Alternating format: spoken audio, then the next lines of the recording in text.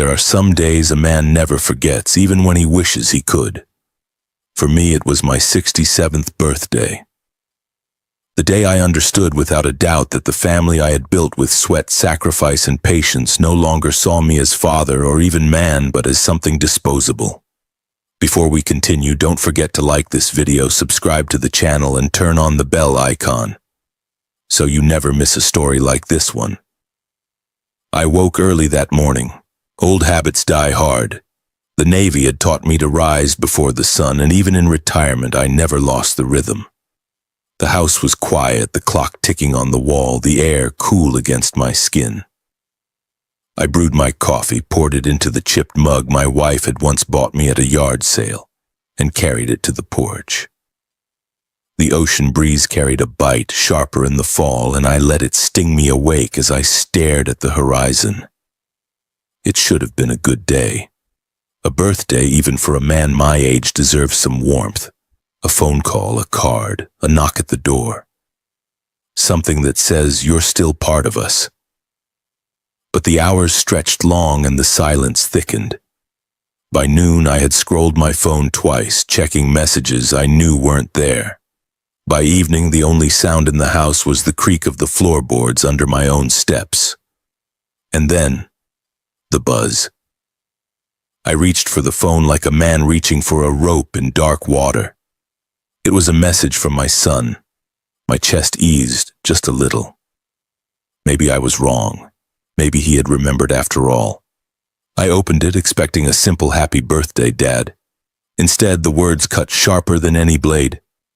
We need space from you. Please don't reach out anymore at all. I read it 3 times, my vision blurring, the letters swimming across the screen. No anger, no explanation, just dismissal, plain and cold. The coffee in my hand had gone cold by then, untouched. My breath came shallow, my chest heavy. For a long time I sat on that porch, the light fading, the world shrinking to the size of those words on a glowing screen. This wasn't just a message, it was an execution. I thought back over the years. The birthdays I had never missed, the baseball games I had driven across counties to attend, the nights I stayed awake working extra shifts to pay for college, the sacrifices my wife and I had made so he could stand taller than us. All of it dissolved into that one line. Don't reach out. I wanted to call him, to demand an explanation, to shout, to beg, to remind him of who I was. But another part of me, the part forged in storms at sea, the part that had buried comrades and still stood, told me to wait, to breathe, to think. Night fell. The house felt heavier than ever, the walls closing in, silence pressing against me. I walked to the mantel where my wife's photograph rested, her smile soft, her eyes steady. You always said he'd need guidance, I whispered. But I never thought it would come to this. Her silence was answer. Enough. I sat at the table, pulled my old leather-bound journal from the drawer, and wrote down the words exactly as they appeared. Dated, timed, precise. We need space from you. Please don't reach out anymore at all. Then beneath it I wrote my own. This isn't the end. This is the beginning of truth. Because betrayal doesn't just break a man. Sometimes it awakens him. And on my 67th birthday, I realized I had been asleep far too long. I didn't sleep that night. The words from the message burned into me, glowing even when I shut my eyes. I'd fought storms at sea, faced nights when waves threatened to pull me into the black. I'd buried my wife with my own hands trembling, standing before the grave with a heart that wanted to crumble but couldn't. But nothing felt quite like this. A quiet, clinical dismissal from the very son I had given my life to raise. Morning came gray and hollow. I made my coffee, poured it into the same chipped mug, but the taste was ash on my tongue. I sat at the table staring at the phone, half hoping it would buzz again, half dreading it. It didn't. Instead, memories came one by one, uninvited but sharp. I saw my son as a boy running across the yard in the heat of summer, knees scraped and arms pumping. I remembered holding his bike steady as he wobbled, terrified of falling, until I finally let go and watched him soar down the street, laughter cutting through the evening air. I remembered late nights when the fever burned hot on his forehead and I stayed up wiping sweat, whispering promises that he'd be fine. I remembered his first day of college, how I worked overtime to pay tuition, hands blistered, back aching, but proud when I saw him step into a world bigger than mine. And now, just silence. One message, cold as steel. We need space from you. Please don't reach out anymore at all. It was more than a message. It was a fracture, a break in something that had taken a lifetime to build. I walked the house, each room echoing with ghosts.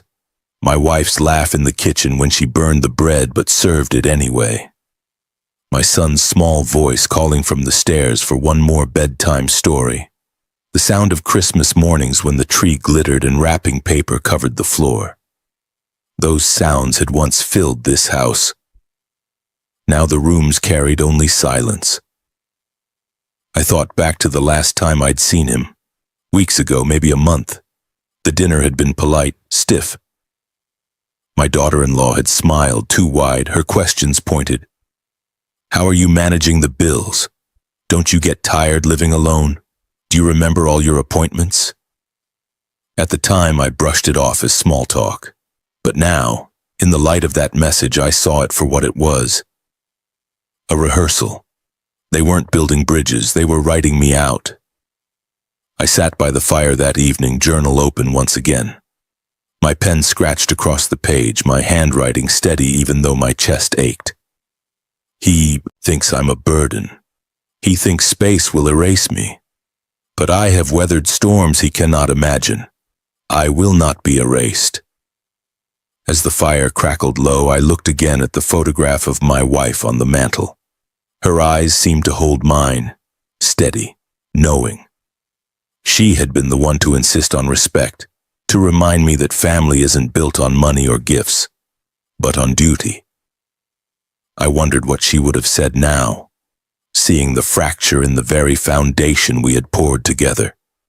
Would she have told me to fight or to let go?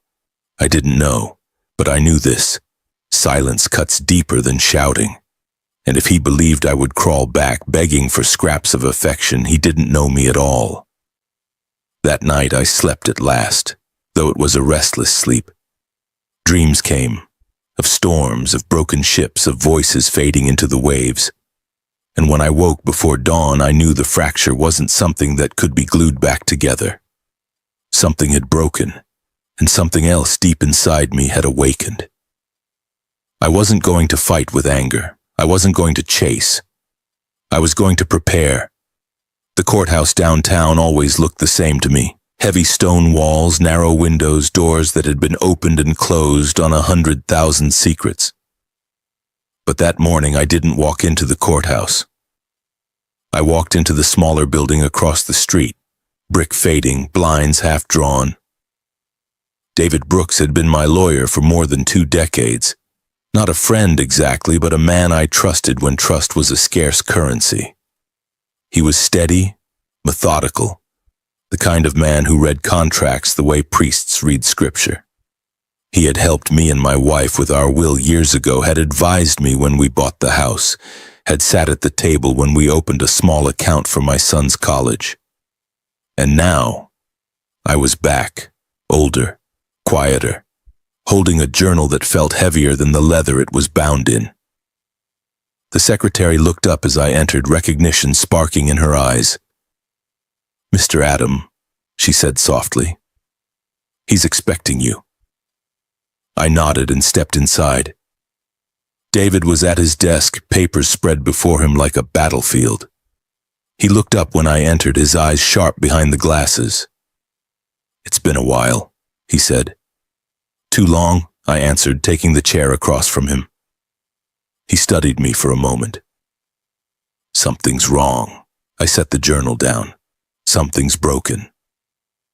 For the next hour, I told him everything. I read the message aloud, let him see the exact words on the page. I told him about the dinner where my daughter-in-law's questions felt rehearsed, about the silence on my birthday, about the weight of betrayal that felt less like words and more like exile. David didn't interrupt much. He listened, his pen tapping against the paper now and then, jotting notes. When I finished, the silence stretched, then he spoke. "You know what they're building, don't you?" I frowned. "What do you mean?" "They're setting a narrative," he said, leaning back in his chair. "Confusion, forgetfulness, dependence. They want witnesses. They want people to say, yes, Adam is slipping." That text, it wasn't cruelty, it was strategy. They're creating distance so when the time comes, you'll look like a lonely old man desperate for attention. The words landed like stones in my gut. Guardianship, he nodded once, or at the very least pressure to control your accounts. Access to your estate. You'd be surprised how many children turn their parents into case files when money is on the line. I leaned forward, my hands clenched. "So what do I do?" David smiled faintly. Not the smile of a friend, but of a man who had seen battles won before. "You don't fight fire with fire, you fight it with paper. If they're writing a story about you, you write one louder, sharper, legal. Ironclad." He pulled a fresh file from his drawer, slid it across the desk. "We'll restructure the trust, update the clauses, add conditions, respect, gratitude, duty. If they fail any of those, they forfeit everything. And they already have." I stared at the blank pages inside the file. Paper, ink, signatures, things that looked small but carried more weight than fists or fury. David's voice dropped lower. "You've got something most men don't, Adam, time. You saw the fracture early. That text was their mistake. They showed their hand too soon. And now, you can prepare." I thought of the journal waiting at home, of the notes I had already written. Dates, times, overheard words. My training in the Navy had taught me that survival wasn't about strength alone. It was about preparation, observation, knowing when to strike and when to stay silent. And so, I nodded. "Do it." David smiled again, sharper this time. He pulled out his pen, began drafting the first page. As he wrote, I looked out the narrow window at the courthouse across the street. Its stone walls seemed colder now, but I didn't flinch. Let them come. Let them file papers. Let them gather witnesses. Let them whisper rehearsed words in public. Because when the storm broke, they would find that I hadn't been drifting. I had been anchoring, and the tide would not carry me away. The first knock came 3 days later. I had just set a kettle on the stove when I heard it. 3 sharp taps against the wood of the front door. Not hurried, not tentative. Confident, familiar. When I opened the door, there they stood. My son, his wife at his side. Both wore smiles wide enough to split stone. "Dad," my son said warmly, stepping forward to hug me. The embrace was quick, practiced. "We thought we'd come check on you, see how you're doing." I let him in, stepping aside. My daughter-in-law's perfume drifted past me as she entered, her eyes scanning the house quickly before settling back on her polished smile. "It's been too long," she said. "We were worried." Worried. That word landed, heavy, hollow. Days ago I had received a message cutting me off like an unwanted thread. Now here they were, overflowing with affection as if nothing had happened. But I didn't call them out. I didn't even mention the text. I only nodded and gestured toward the kitchen. "Tea?" We sat at the table, cups steaming between us. My son leaned back in his chair, his voice dripping with casual charm. "You know, Dad, I've been thinking. You shouldn't have to do all this alone. Bills, groceries, the house. It's too much for you." I stirred my tea slowly. "Too much? Well, sure," he said quickly. I mean, you're not getting younger. No shame in that. We could help. Take some weight off your shoulders." His wife leaned in, her eyes sharp despite the sweetness of her voice. "We want to be there for you. Maybe let us handle the bills, it's just easier that way." The mask was flawless to an untrained eye. Their tone carried just the right balance of concern and duty. Their words rehearsed to sound like kindness. But I had been trained to hear more than words. I heard the hunger beneath. I heard the strategy. I sipped my tea, letting the silence grow. My son shifted in his chair, his wife's smile tightening just slightly. "I've managed the bills for decades," I said calmly. "Still seems I can." "Oh, of course," she said quickly, waving her hand. "We're not saying you can't. Just, why burden yourself when you don't have to?" Burden. Another carefully chosen word. I tucked it away in my memory like a soldier noting enemy positions. I asked them about their week, their children, their work. They answered politely, but their eyes kept drifting back to me, studying, waiting for a slip. I let them wait. After an hour, they rose to leave. My son clasped my shoulder firmly. "Dad, we just want you to know we're here. Whatever you need." I nodded. "I'll remember that." When the door closed behind them, I stood in the quiet kitchen, staring at the half-empty cups on the table. My hands trembled slightly. Not from fear, but from the effort of restraint. I walked to my desk, opened the journal, and wrote. They came with masks, concern in words, calculation in eyes, spoke of burden, of help, intent clear, access, control, response, silence. I underlined the last word twice. That evening, as the sun dipped below the horizon, I stood at the window watching the light fade. My wife's photograph caught the last glow of the day, her eyes steady as always. "You'd tell me to fight fire with fire," I whispered. "But sometimes, and the strongest weapon is patience." The mask had slipped, just slightly, enough for me to see the cracks. And if they thought they could play a game of concern, they hadn't realized yet. I had already read the rules. Some storms don't roar with thunder, they gather quietly, inch by inch, until the air itself feels heavier and the world knows something is coming. That was me in the days after their visit. I went about my routines as always. Coffee at dawn, a walk by the shore, evenings by the fire. On the surface, I was the same old man they thought I was, steady, slow, predictable. But inside, the tide had shifted. For the first time in years, I wasn't living just to get through the day. I was preparing. The text, the silence, the sudden knock at the door with masks of concern. It all added up to one undeniable truth. They didn't see me as father anymore. They saw me as property, as an estate, as a door waiting to be unlocked, and I had two choices. Either I could wait for them to break it down, or I could reinforce it so strongly that when they tried, the lock would break their hands. I sat one night at my desk, the journal open, the lamp casting a warm pool of light over the pages. My pen scratched steady lines. They will come again. They will push harder. Do not argue. Do not fight in the open. Prepare in silence. Let their pride blind them. It wasn't just a reminder, it was a vow. The next morning I drove back to David's office. He was surprised to see me so soon, but when he looked into my eyes, he didn't ask why. He only gestured for me to sit. "I've made my decision," I said. "We move forward. Trust clauses, everything we talked about, and we do it now." He nodded, pulling the file from his drawer again. "Good.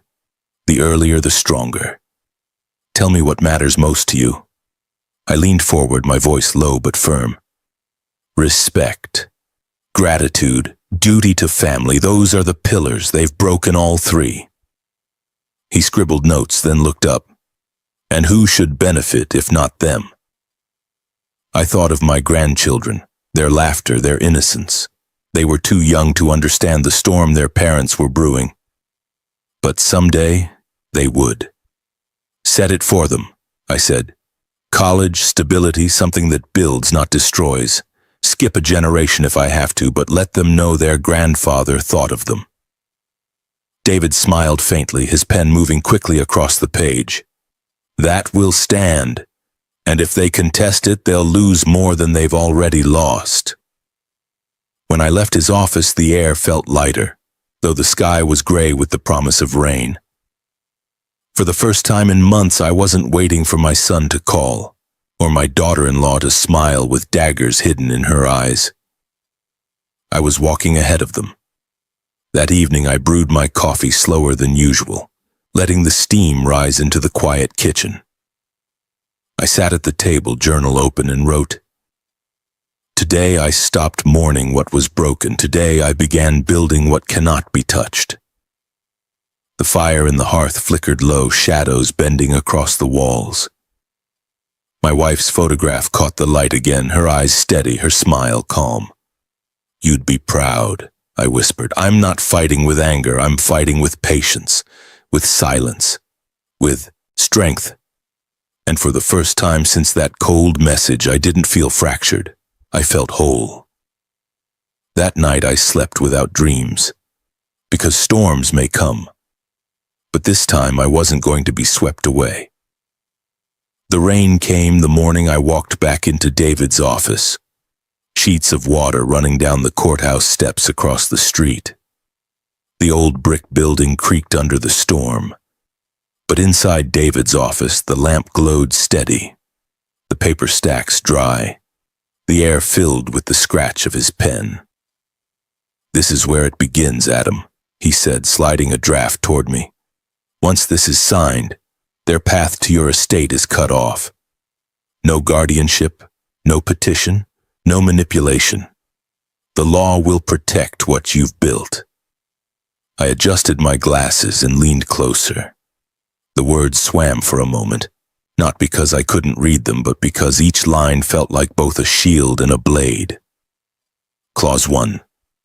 Respect.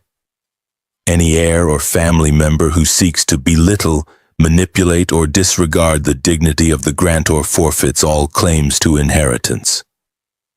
I let the words sink in, memories flashing. My son's careful tone of pity, my daughter-in-law's sly comments about burden. This clause wasn't just ink, it was truth carved into paper. Clause 2. Gratitude. Heirs must maintain active and respectful relationship with the grantor, free of coercion or exploitation. Failure to honor this duty results in disqualification. I thought of the silence on my birthday, the cruel text. Gratitude wasn't about gifts or money. It was about recognition, the smallest acknowledgement that sacrifice had meaning. That too had been broken. Clause 3. Duty to family. Inheritance shall pass directly to beneficiaries who demonstrate loyalty, honesty, and care. In cases where these qualities are absent, the estate shall bypass to the next generation or to designated causes. I exhaled slowly. My grandchildren's faces rose in my mind. Their laughter, their innocence. They were too young to know what their parents had done, but someday they would understand that their grandfather had thought of them even when their own parents had not.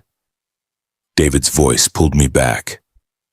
"I've included protective measures. If they contest this trust, they'll pay the legal fees. If they try to forge or alter documents, it's automatic disinheritance. We've closed every door." He pushed another page toward me. "Now the legacy. Who do you want to benefit if they fail these conditions?" I picked up the pen, my hand steady. "My grandchildren first. If they're too young to receive, it goes into an education trust. After that, scholarships for veterans. Men who fought storms like I did, men who deserve a chance to rebuild." David nodded. "It's a noble legacy, Adam." I signed my name at the bottom of the draft, the ink dark and sharp against the white paper. My hand didn't tremble, not once. When I finished, I leaned back in the chair, letting the weight lift from my shoulders. For years I had carried the burden of family, believing that blood alone was enough to bind hearts. But blood, I realized now, is only one kind of tie. Respect and duty. Those are the true bonds. Without them, blood is nothing but water. David gathered the papers, slid them into a folder. You've taken the strongest step you could. Whatever comes now, you are protected. They'll never see it coming. I stood, adjusting my coat. The rain outside had softened, droplets streaking the window. Good, I said quietly. Let them think I'm weak. Let them believe I've surrendered. The truth will break them harder than my anger ever could. That evening back home, I lit a fire and opened my journal. I copied the 3 clauses carefully, one by one, as though engraving them into my memory. When I finished, I wrote beneath them, "This is not revenge. This is clarity. They chose greed. I chose legacy. The tide has turned." The flames flickered, shadows dancing across the walls. My wife's photograph caught the glow once again, her smile steady, her eyes filled with the quiet strength I had always drawn from. "You'd like this," I whispered. "Not the fight, but the fairness, the line in the sand." Outside, the rain eased into silence. Inside, the trust was sealed, and the storm was no longer mine to fear. It didn't take long for the first ripple to reach me. A neighbor stopped me outside the market, his arms full of groceries, his voice casual. "Saw your boy the other day. Looked stressed. Something about the bank giving him trouble." I nodded politely, saying nothing. But inside I felt the first shift in the tide. That night I brewed my coffee slower than usual, the kettle whistling low in the quiet kitchen. I carried the mug to my desk, opened the journal, and wrote, "The collapse has begun." The next day, confirmation came. My son called. It was early evening, the sun painting the horizon orange when the phone buzzed. I stared at it for a long moment before answering. "Dad," he said quickly, his voice tighter than usual. "Hey, how are you? Everything okay?" "I'm well," I said calmly. "And you?" There was a pause, the kind that told more than words. "Yeah, listen, something strange happened with the bank. Just a glitch, I think. One of the accounts froze and a payment didn't clear. You wouldn't know anything about that, would you?" I let the silence stretch, sipping my coffee. "No," I said finally. "That's between you and the bank." He chuckled nervously, but it didn't reach his tone. "Right. Must be a mistake. They'll fix it." We said our goodbyes, and when I hung up, I sat in the dim light, my heart steady. For years I had been the answer to every problem, the check that cleared, the hand that lifted. But now, I was the silence on the other end. A week later, I saw my daughter-in-law at the grocery store. Her cart was piled high, the way it always was, full of imported items and indulgences. But at the register, her card was declined. Once, twice. The cashier's polite smile faltered. People in line began to shuffle, glance, whisper. Her cheeks flushed red, her voice sharp as she demanded they try again. But the machine only beeped the same refusal. At last she abandoned half the cart, muttering something about calling the bank. I watched from the corner aisle, unseen. It wasn't triumph I felt. It was confirmation. The cracks had widened. Word spread quickly, as it always does in towns like ours. Contractors muttered about unpaid invoices. A neighbor mentioned the new car had been repossessed. At church, whispers floated through the pews about promises unkept. Checks bounced. They had built their life on borrowed glitter. And now the shine was washing off. At night, my phone buzzed again. This time it was a message from my son. "Dad, can we talk? Just need some advice." I read it once, then set the phone down without answering. Advice wasn't what he wanted rescue. And rescue, I realized, was the one thing I could no longer give. Instead, I open my journal. They stumble now, but still don't see why. Pride blinds them. They think the storm is outside. They don't know it came from within. The fire in the hearth burned low, shadows flickering against the walls. My wife's photograph caught the light again, her eyes steady as if reminding me, storms don't destroy men who are anchored. And I was anchored. The collapse had begun, not with explosions or shouting, but with small humiliations, one after another, until the life they had built on sand began to sink. And I didn't need to lift a finger. It began as whispers. Whispers at the market, whispers in the pews on Sunday, whispers outside the bank as neighbors shook their heads and lowered their voices. But whispers, when ignored, have a way of becoming thunder. The Sunday after the first cracks showed, I sat in my usual pew at church. The worn Bible in my lap, my wife's old bookmark still tucked between the pages. The choir sang, children fidgeted, the sermon began. Everything seemed ordinary. Until they walked in. My son and his wife slipped through the doors a few minutes late. Once their arrival would have turned heads. People would have smiled, greeted them warmly, asked about their latest vacation, their children's schooling, their fine clothes. But this time, no one moved. They walked down the aisle, shoulders stiff, eyes locked forward. They sat toward the back, far from me. The silence around them was loud enough to cut through the pastor's words. I kept my eyes on the scripture, but I could feel it. The distance, the judgment, the crumbling of their perfect image. Halfway through the service, the pastor's voice shifted, his tone heavier, carrying weight beyond the sermon itself. When pride builds houses on sand, he said slowly, his eyes sweeping the congregation, the tide will wash them away. Respect is not optional. Gratitude is not weakness. Duty is not a choice. He never said their names, he didn't have to. Everyone knew. When the service ended, families gathered in the courtyard, children tugging at their parents' sleeves, friends chatting in small circles. My son and his wife stood apart, smiles plastered on their faces, but no one approached them. The isolation was sharper than any scolding. A few days later, another ripple came. At the diner, I overheard a contractor shaking his head over his coffee. 6 months unpaid. He promised it last week, said a check was in the mail, never came. A woman leaned in, voice hushed but firm. She pledged a donation for the hospital fundraiser. The check bounced publicly, in front of everyone. I stirred my own coffee slowly, saying nothing. But inside I wrote the words down in my mind. Public humiliation. That evening I saw my daughter-in-law in the parking lot outside the grocery store. She was on the phone, voice sharp, hands gesturing wildly. Her car, once gleaming, was gone, replaced by a rusting rental. Her eyes caught mine for a brief second. The mask faltered, anger flared. Then she turned away. My son called again that night. His voice was tight, rushed.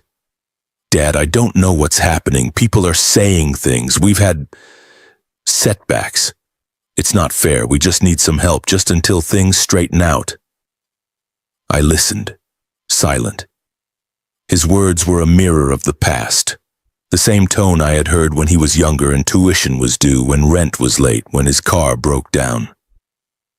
But this time it wasn't about survival. It was about pride unraveling in public. I can't fix that for you, I said quietly. He was silent on the other end. Then a clipped fine, and the line went dead. I sat in the stillness of the house, the fire low, my wife's photograph watching from the mantel. I opened the journal, pen scratching steady lines. Today they learned what silence sounds like when the world is watching. Respect lost cannot be bought back. Pride fallen cannot be glued together. Their downfall is no longer private, it is public. I closed the book, leaning back in my chair. The house was quiet, but inside me something had shifted. They had built their world on image, Dinners, galas, polished smiles, but now the community saw what I had seen, masks cracking, pride collapsing. And I didn't need to lift a hand. The tide had done the work for me. It was just after dusk when the storm arrived, not in the sky, but at my door. I had just finished dinner, the remains of bread and soup still warm on the table when the pounding came. Not a knock, not a polite tap, a pounding. I rose slowly, setting my napkin down, and opened the door. There they stood. My son's face was flushed, his jaw tight. His wife's eyes were sharp, her mouth pressed, thin. Both looked less polished than I had ever seen them. No gleaming car behind them, no perfect coats, just anger and something sharper beneath it, desperation. "Dad," my son said quickly, his voice hard. "We need to talk." I stepped aside, gesturing them in. The storm should always be faced in the open, not on the porch where neighbors could see. They entered, the air around them crackling with tension, filling the quiet of the house with a weight heavier than any storm I had faced at sea. We sat in the living room. My son leaned forward immediately, his hands gripping his knees. "What's going on?" "Our accounts are freezing. The bank's questioning things, people are talking. We've been humiliated in public, in church, at the market. This isn't just bad luck, something's happening." His wife's voice cut sharper. "We know you're behind this. You've done something, changed something. Tell us what you did." Her words echoed through the house, sharp against the walls. I let the silence stretch, my eyes steady on them. Finally, I spoke. "I haven't done anything to you. You've done this to yourselves." My son slammed his hand against the arm of the chair. "Don't give me that. You think you can sit here and watch us fall apart? You're supposed to help your family. You're supposed to support us." I leaned forward slightly, my voice calm. "Support isn't the same as surrender. I've given enough, and what I gave wasn't respected. You told me not to reach out anymore. I listened." The words landed like stones. For a moment, neither spoke. Then my daughter-in-law hissed, "You're lying. You had that lawyer of yours draft something. We've seen the changes. It's all locked down now." "What did you do?" I looked at her evenly. "I protected what your greed couldn't touch." Her face reddened, her hands tightening into fists. My son's eyes darted between us, his anger slipping into something else. Panic. "Dad, you don't understand. We're drowning. If you don't help us, we'll lose everything." I let the words hang. Then I said quietly, "Maybe it's time you learn what everything really means." The silence that followed was heavier than their shouting. My son slumped back, his face pale. His wife rose abruptly, pacing the room, her heels sharp against the floorboards. "You'll regret this," she spat. "You'll die alone in this house and no one will care." I didn't flinch. I only looked toward the mantel where my wife's photograph sat, steady in the flickering light of the fire. "I've already lived through loneliness," I said softly. "I know its shape. What you fear is not loneliness. What you fear is losing the mask." Her mouth opened, then closed again, no words left to throw. My son rose slowly, his shoulders slumped, his voice lower than before. "Dad, please. Just this once." I stood steady, my voice final. "No. This storm is yours to weather." They left soon after, slamming the door behind them, the sound echoing through the quiet house. I stood in the silence, the fire low, my heart steady. I walked to the journal, opened it and wrote, "The storm came to my door tonight. They demanded answers, shouted threats, begged for help. I gave them silence and truth. They left with neither mask nor shield intact." I closed the book, staring into the fire until the embers glowed faint and red. The storm had passed, but the wreckage wasn't mine to carry. The calls began the next morning. I was sitting on the porch with my coffee, the sky pale with dawn, when the phone buzzed. I let it ring.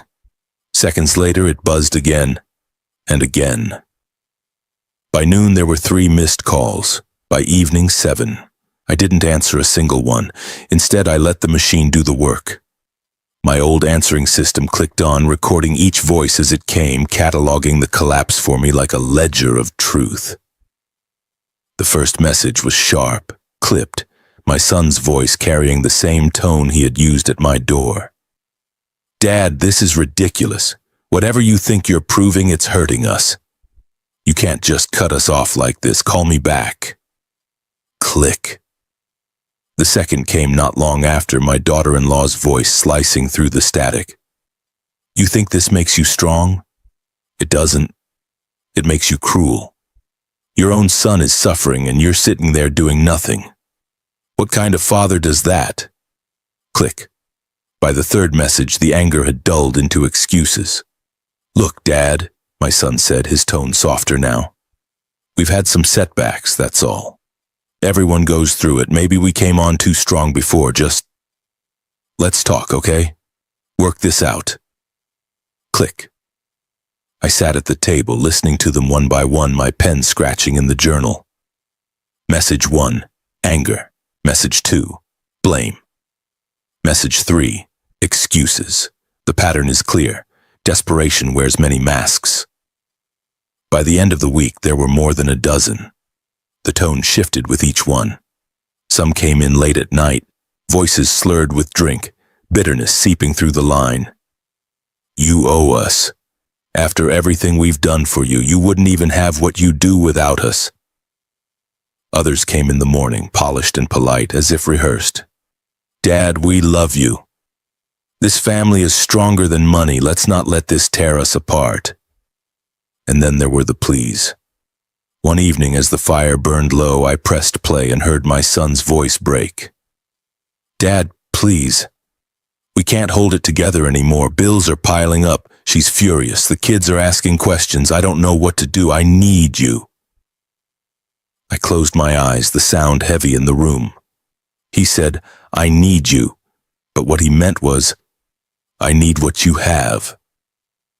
And the difference cut deeper than any word of anger could.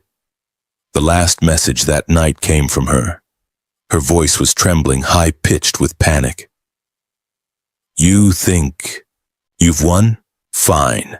Take your money to the grave, but when we're gone, when everything's gone, don't you dare think you're blameless. This will be on you." The machine clicked off, the room falling back into silence. I stared at the phone for a long time, the glow fading. Then I turned back to the journal. They shift with the tide, anger, blame, excuses, pleas, but all point to the same truth. Their foundation has crumbled. Silence is my answer. Silence is my strength. The fire popped, casting sparks up the chimney. My wife's photograph on the mantel glowed faintly in the light. "You always said storms reveal character," I whispered. "Now the storm has come, and they can't hide anymore."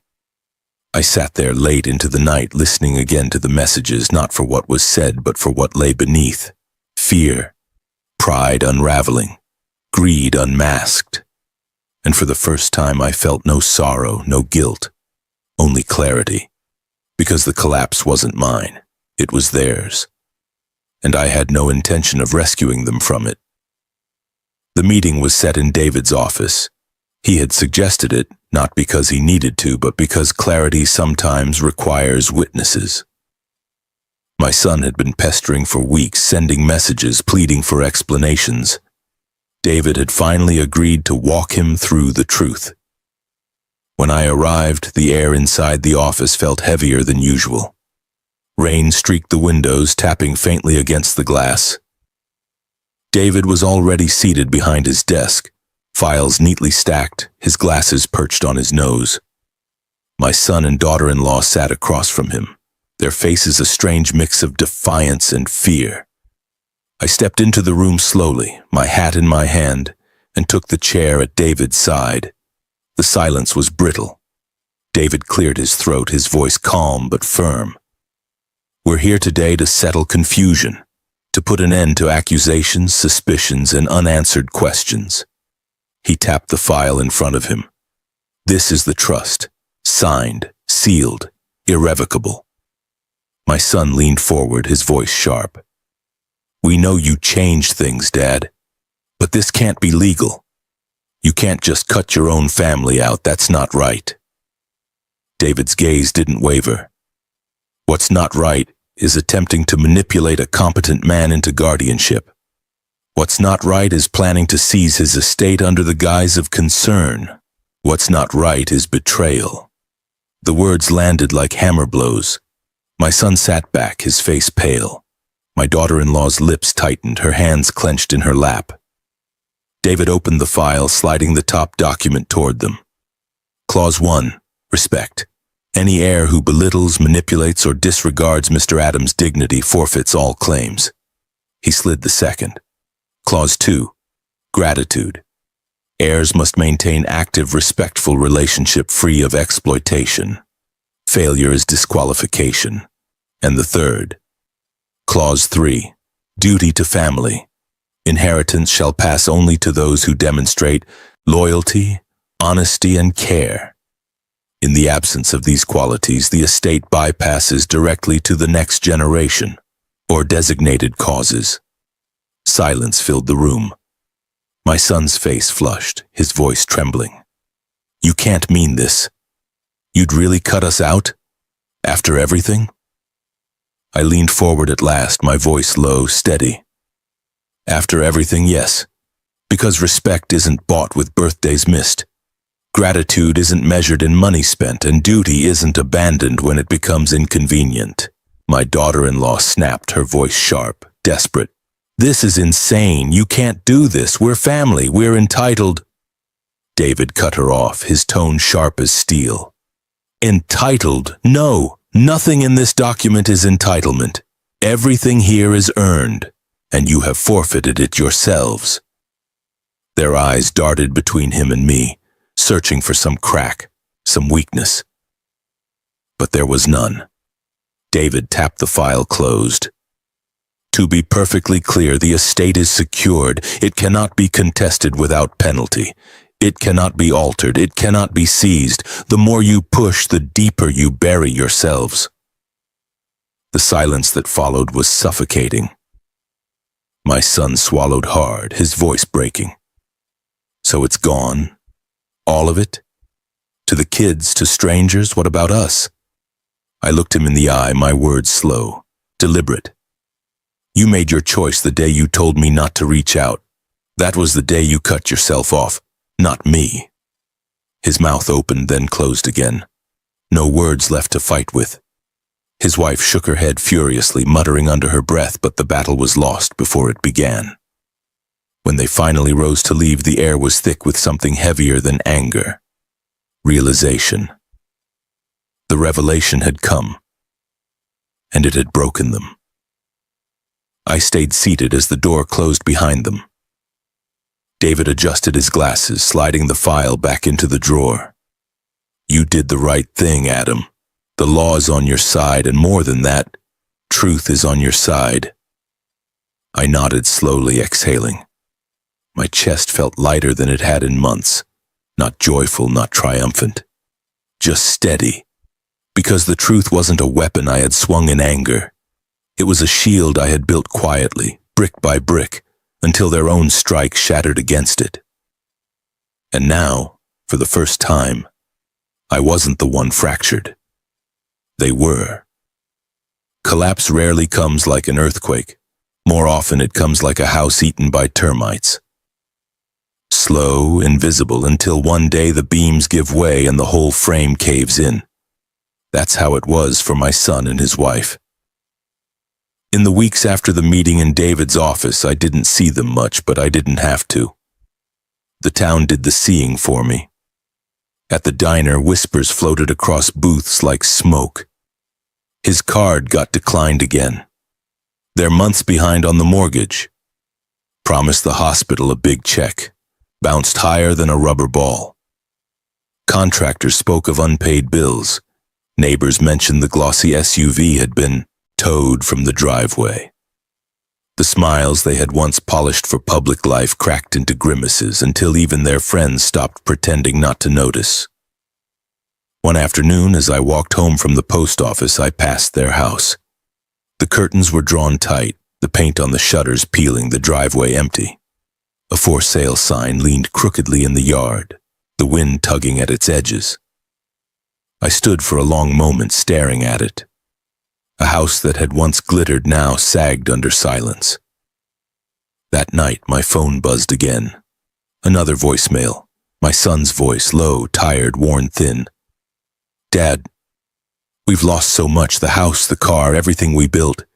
People don't even look us in the eye anymore. I don't know how to fix this, please. I don't know where else to turn." I sat by the fire, listening to the message crackle into silence. Then I reached for the journal and wrote, "Collapse complete. The house on sand has fallen. And still they don't see the truth. It wasn't mine to destroy. It was theirs all along." Days later, I saw my daughter-in-law at the grocery store again. This time, her cart was nearly empty.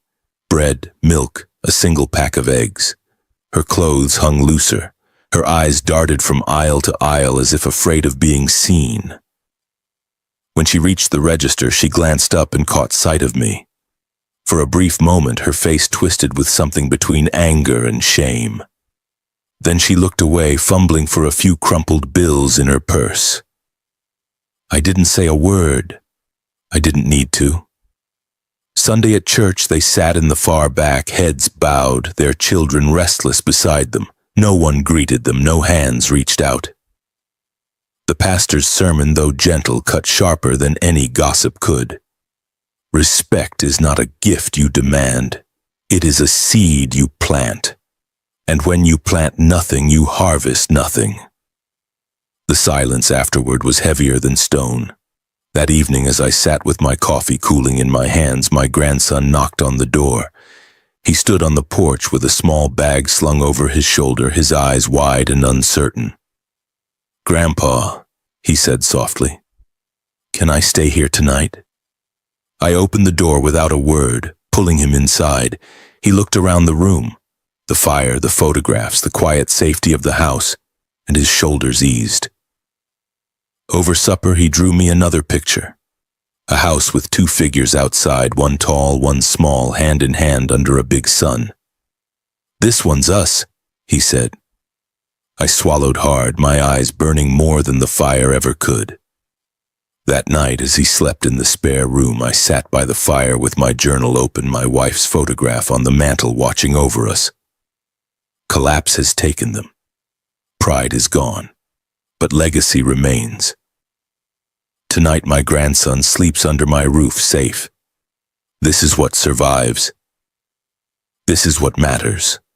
The house creaked softly, the fire crackled low, and for the first time in months, I felt the quiet of peace. Because collapse was theirs. But legacy, that was mine. The house was quiet that night. The fire had burned low, the clock ticked softly on the wall, and in the spare room down the hall, my grandson slept soundly. His small breaths carried steady through the silence like a rhythm I hadn't known I needed. I sat in my chair, journal open on my lap, the pen resting in my hand. On the mantel, my wife's photograph caught the last glow of the embers, her eyes steady, her smile calm. For the first time in months, the quiet didn't feel like exile. It felt like peace. The phone buzzed on the table beside me. I glanced at it, already knowing who it would be. The screen lit up with a single word. "Dad?" No explanations this time, no demands, no excuses, no anger. Just a single word, typed in desperation, reaching into the dark like a hand searching for something solid. I stared at it for a long while, the glow of the screen painting the room in cold light. My grandson shifted in his sleep, murmuring softly. The photograph of my wife looked back at me, silent but steady. For decades, I had answered every call, filled every gap, carried every weight.